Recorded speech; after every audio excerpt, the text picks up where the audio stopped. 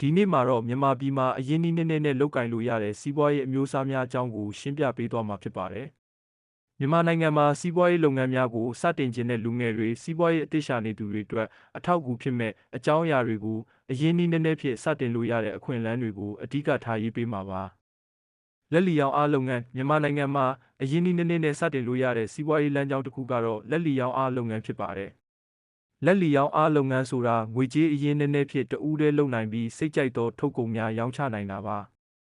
ဥပမာအားဖြင့်အိမ်သုံးပစ္စည်းများအစားအသောက်ပစ္စည်းများ fashion style ထည်များစသည်ဖြင့်ရောင်းလာပြီးတဲ့လက်လီဈေးကွက်သို့တွားရောက်ရောင်းနိုင်ပါသည်။ဒါအပြင် online ဈေးကွက်ကလည်းအရင်းနည်းနည်းနဲ့စတင်လွယ်ကူပါတယ်။အင်တာနက်မှတ်တမ်းဖန်တီးခြင်းမြန်မာနိုင်ငံမှာအင်တာနက်မှတ်တမ်းဖန်တီးခြင်းဟာအရင်မလွယ်ကူပေမဲ့များသောသူတွေကစတင်ပြီးတဲ့ခေတ်တွင်စတင်လှုပ်ဆောင်လို့ရတဲ့နယ်ပယ်တစ်ခုဖြစ်ပါတယ်။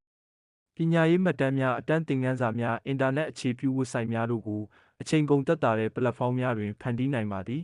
။ YouTube blog online course လုပ်ငန်းများသည်စွမ်းရည်တစ်ခုအနေဖြင့်ယင်းနှိမ့်မြုပ်နှံမှုကွက်ကိုဂရုစိုက်မှုအသစ်အတွက်လုပ်နိုင်ပါတယ်။လုပ်ငန်းအတွင်းသုံးသောကုန်ပစ္စည်းပေးပို့ခြင်းကုန်ပစ္စည်းများဖြည့်ဆည်းရန်ဝန်ဆောင်မှုတစ်ခုဖြစ်ပါတယ်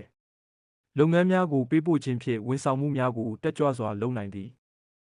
ယင်းသည်ပစ္စည်းတည်ယူသွားခြင်းတည်ယူပို့ဆောင်သူများသို့မဟုတ်ဘတ်စကားနှင့်မောင်းကားပေးခြင်းတို့ဖြင့်ယင်းကိုစတင်နိုင်ပါသည်။စိုက်ပျိုးရေးလုပ်ငန်းမြန်မာပြည်မှာစိုက်ပျိုးရေးလုပ်ငန်းများလည်းအရင်းနှီးနည်းနည်းနဲ့စတင်နိုင်ပါတယ်။လေယာမြေငယ်ငယ်တွင်ရွှေလျားစိုက်ပျိုးပေးတဲ့တီးနှံပင်ပေါ်များအဖြစ်လည်းအချို့သောပစ္စည်းများစိုက်ပျိုးခြင်းအပြင်တချို့သောအလုပ်ကိုင်ဖန်တီးမှုများလုပ်နိုင်ပါတယ်။ဥပမာသစ်သီးများတီးနှံများမြစ်ဆိုင်ရာစိုက်ပျိုးရေးစသည်တို့ကပြည်တွင်းတီးနှံစီးပွားရေးအတွက်အသုံးဝင်ပါတယ်။အိမ်ယာပေါင်းစုံစီမံကိန်းများမြန်မာနိုင်ငံမှာတချို့အိမ်ယာရာသီဥတုများတွင်အိမ်ယာပေါင်းစုံစီမံကိန်းလုပ်ငန်းများအတွက်ခေတ်ပြိုင်ကုမ္ပဏီများရှိလာပါတယ်။အိမ်ယာအဆောက်အဦအသစ်များစတင်ဖွဲ့စည်းခြင်းဖြင့်လုပ်ငန်းများကိုမြင့်တင်ပေးနိုင်တဲ့လုပ်ငန်းဖြစ်ပါတယ်။မြန်မာပြည်မှာအရင်းနှီးနည်းနည်းနဲ့စတင်လို့ရတဲ့စီးပွားရေးလမ်းကြောင်းများမှာလက်လီရောင်းအားအင်တာနက်မှတ်တမ်းဖန်တီးခြင်းကုန်ပစ္စည်းပေးပို့ခြင်းစိုက်ပျိုးရေးလုပ်ငန်းအိမ်ယာအဆောက်အဦစတဲ့လုပ်ငန်းများရှိပြီးအလွယ်တကူစတင်နိုင်ပါတယ်။ဤလုပ်ငန်းများသည်စီမံခန့်ခွဲမှုပိုင်းနှင့်စီးပွားရေးစီမံခန့်ခွဲမှုပိုင်းမှာကြီးမားတဲ့ဖွံ့ဖြိုးမှုရရှိနိုင်စေပါတယ်။ဆက်လက်ပြီးမြန်မာနှင့်တရုတ်နိုင်ငံများ၏လက်တလောဆက်ဆံရေးအခြေအနေကိုဆွေးနွေးပေးပါမယ်။မြန်မာနှင့်တရုတ်နိုင်ငံတို့၏ဆက်ဆံရေးဟာပို၍ဖော်ပြထားနိုင်သောအရေးကြီးသည့်နိုင်ငံတကာဆက်ဆံရေးတစ်ခုဖြစ်ပြီးအမျိုးမျိုးသောစီးပွားရေးနိုင်ငံရေးယဉ်ကျေးမှုဆိုင်ရာဆက်ဆံရေးများကိုဖော်ပြလေ့ရှိပါတယ်။တရုတ်နှင့်မြန်မာကြားပူးပေါင်းဆောင်ရွက်မှုများမြန်မာနှင့်တရုတ်နိုင်ငံတို့ကြားပူးပေါင်းဆောင်ရွက်မှုများဟာ20ရာစုအခြေခံပြီးနှစ်ပေါင်းများစွာဆက်လက်တိုးတက်လာခဲ့ပါတယ်။စီးပွားရေးပိုင်းတွင်တရုတ်ကမြန်မာ၏အကြီးဆုံးတွင်းကုန်နှင့်တင်းကုန်နိုင်ငံတစ်ခုဖြစ်ပြီးမြန်မာတွင်အဓိကယင်းနှိမ့်မြုပ်နှံသူတစ်ဦးလည်းဖြစ်ပါတယ်။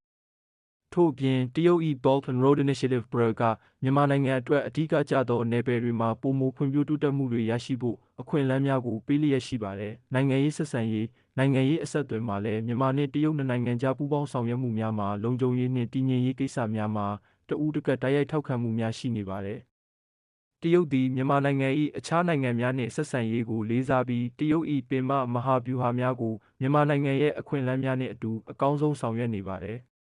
ဒါအပြင်မြန်မာနိုင်ငံဟာတရုတ်၏ပြည်တွင်းအခြေအနေများကိုနားလည်ပြီးထောက်ခံပေးနိုင်သောနိုင်ငံတစ်ခုလည်းဖြစ်ပါတယ်။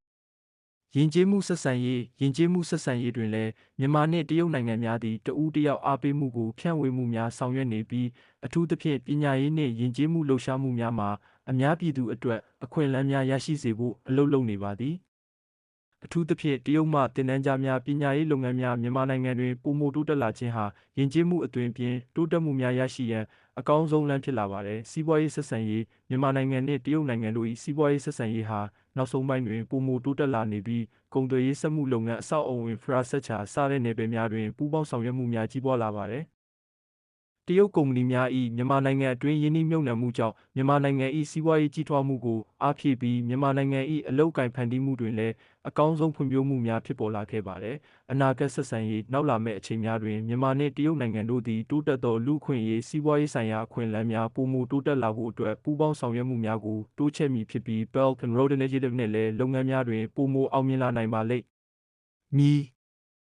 အကျဉ်းချုပ်မြန်မာနှင့်တရုတ်နိုင်ငံတို့၏လက်တလောဆက်ဆံရေးမှာအဓိကကျသောစီးပွားရေးနိုင်ငံရေးယဉ်ကျေးမှုဆက်ဆံရေးများကိုအကောင်းဆုံးဖြည့်ဆည်းပြီးပူးပေါင်းဆောင်ရွက်မှုများတိုးတက်နေပြီဖြစ်ပါသည်။မြန်မာနိုင်ငံအတွက်တရုတ်နိုင်ငံ၏ပူးပေါင်းဆောင်ရွက်မှုကစီးပွားရေးဖွံ့ဖြိုးတိုးတက်မှုများကိုဆက်လက်ပံ့ပိုးပေးနေပြီးနိုင်ငံ၏အနာဂတ်တည်ငြိမ်ရေးအတွက်အခြေခံဖြစ်လာနေပါပြီ။